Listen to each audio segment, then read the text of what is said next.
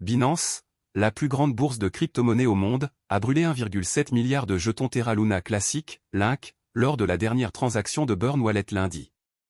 Après le 23e lot du mécanisme de Burn Link, Binance a brûlé près de 62 milliards de Link à ce jour. De plus, le total des jetons Link brûlés par la communauté Terra Luna Classic a atteint plus de 125 milliards. Binance continue de soutenir la communauté pour la renaissance de Terra Luna Classic depuis 2022 via son mécanisme de Burn Link mensuel. La communauté Terra Luna Classic a vu 1,7 milliard de jetons Terra Luna Classic, Link, brûlés par la bourse de crypto-monnaie Binance, selon la transaction de Burn du 1er juillet. La transaction de Burn a également enregistré 8,5 millions de Link en taxes. La mise en œuvre de taxes de gaz attendue ce mois-ci devrait probablement renforcer le récit du Burn. Binance a brûlé une quantité importante de frais de transaction pour la période du 31 mai au 29 juin. Binance a maintenant brûlé près de 61,99 milliards de jetons Terra Luna Classic, Link, provenant des frais de transaction sur les paires de trading spot et sur marge Link. À la suite de la dernière destruction par Binance, la destruction nette par la communauté Terra Luna Classic a désormais dépassé les 125 milliards de Link. Binance représente plus de 50% du total des Link brûlés depuis que la communauté a pris le contrôle de la chaîne. La raison derrière le faible montant de destruction par rapport à la communauté est due au nombre réduit de transactions. Dans le 22e mécanisme de destruction Link, Binance a brûlé 1,35 milliard de jetons Terra Luna Classic, Link. La bourse a brûlé 1,35 milliard de frais de transaction sur les paires de trading spot et sur marge Link d'une valeur de 170 104 $. Les traders au comptant et dérivés n'ont pas réagi au dernier mécanisme de destruction de Binance Link, car les jetons de l'écosystème Terra Luna Classic ont réduit leurs gains récents. Le prix de Link a bondi de 1% au cours des dernières 24 heures, le prix s'échangeant actuellement à 0,00008148 $. Le plus haut et le plus bas sur 24 heures sont respectivement de 0,00008 045 $ et 0,00008 313 $. De plus, le volume des échanges a augmenté de 28% au cours des dernières 24 heures, ce qui indique une augmentation de l'intérêt des traders. Pendant ce temps, le prix de l'USTC a grimpé de 2% au cours des dernières 24 heures, le prix s'échangeant actuellement à 0,0796 $. Le plus bas et le plus haut sur 24 heures sont respectivement de 0,0759 $ et 0,0835 $. Le volume des échanges a diminué de 6% au cours des dernières 24 heures. Terra est une crypto-monnaie qui suit automatiquement le prix d'autres actifs ou devises. Il s'agit d'une plateforme de paiement blockchain open source. Les utilisateurs peuvent dépenser, épargner, échanger ou échanger instantanément des pièces stables Terra grâce à la blockchain Terra. Les pièces stables, ou monnaies numériques soutenues par les gouvernements comme le dollar américain ou l'euro, sont produites via le protocole Terra et sont destinées à suivre en permanence la valeur d'une monnaie fiduciaire. Il est composé des pièces de crypto-monnaie Terra et Luna. Les pièces stables Terra portent le nom de monnaie fiduciaire et suivent leur valeur. Par exemple, la pièce stable Terra de base, Terra SDR ou SDT, reflète le prix des droits de tirage spéciaux, DTS, émis par le Fonds monétaire international. Le won sud-coréen est suivi par Terra KRW, KRT, et le dollar américain est suivi par Terra USD, UST, deux autres dénominations de pièces stables. Burning Luna permet aux utilisateurs de créer de nouvelles pièces Terra. D'autre part, l'exploitation minière et le gouvernement se font sur Luna. Le jeton de jalonnement du système Terra, Luna, est conçu pour atténuer la volatilité des prix des pièces stables Terra. Les mineurs de blockchain, parfois appelés validateurs, sur Terra sont récompensés par des frais de transaction pour l'enregistrement et la validation des transactions sur la blockchain, pour lesquelles les utilisateurs misent sur Luna. La valeur de Luna augmente parallèlement à l'utilisation accrue de Terra. Principale caractéristique de Terra.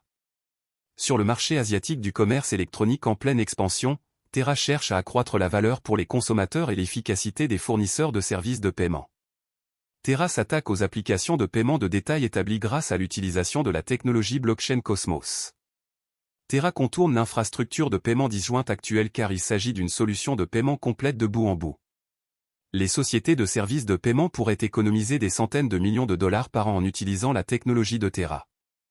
Afin de superviser les procédures de garantie qui soutiennent et préservent la stabilité des prix des pièces stables de Terra, le réseau crypto utilise sa propre monnaie, la Luna, comme jeton utilitaire et de gouvernance. Inconvénients et avantages de Terra.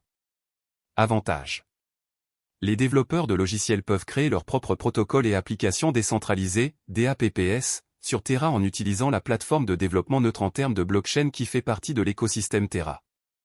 De nombreux stablecoins connectés à des devises sont pris en charge par le protocole Terra. Les jetons Terra Luna aident à stabiliser son stablecoin. Ils facilitent l'échange entre Luna et les stablecoins pour augmenter ou diminuer l'offre. Terra a dévoilé encore un mécanisme de prêt et d'épargne. Les utilisateurs peuvent déposer de l'argent et recevoir des intérêts sur les stablecoins avec ce protocole. Inconvénient. Ethereum et d'autres projets de crypto-monnaie importants sont toujours en avance sur Terra. Étant donné que ces développeurs sont coréens, la plupart des transactions en Bitcoin concernant Terra commencent là-bas. Il est trop tôt pour savoir si d'autres marchés adopteront les devises liées à Terra. Par rapport à Ethereum, Terra est moins décentralisé. Certains puristes de la blockchain pourraient être rebutés par cela. Pour être plus précis, Terra est un système de paiement qui fonctionne sur une blockchain. Il a été créé par Terraform Lab, une société sud-coréenne que Daniel Shine et Do Kwon ont fondée en 2018.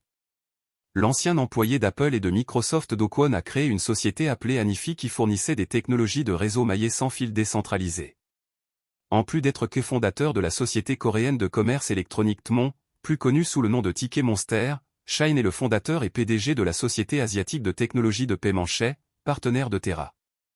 Dans son objectif de devenir l'un des principaux fournisseurs de services de paiement et de financement décentralisés, DeFi, en e-commerce, Terra dispose d'un écosystème en pleine croissance dans le secteur des crypto-monnaies avec 114 projets dans les domaines DeFi, Web 3.0 et les jetons non fongibles, NFT.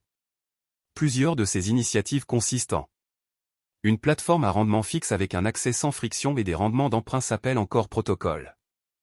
Shay, plus de 2 millions de Sud-Coréens utilisent cette application de paiement. Terra est une plateforme de loterie décentralisée basée sur la blockchain. Les synthétiques ou actifs fongibles qui imitent les prix réels des actifs peuvent être créés grâce au protocole Mirror. Protocole Tally, une place de marché en ligne où les artistes peuvent proposer des services et vendre leurs œuvres. Protocole Vega, une plateforme de trading et de frappe de produits dérivés. Le protocole Terra s'efforce de maintenir le prix du stablecoin Terra stable en s'assurant que l'offre et la demande sont toujours égales grâce à l'utilisation de l'arbitrage.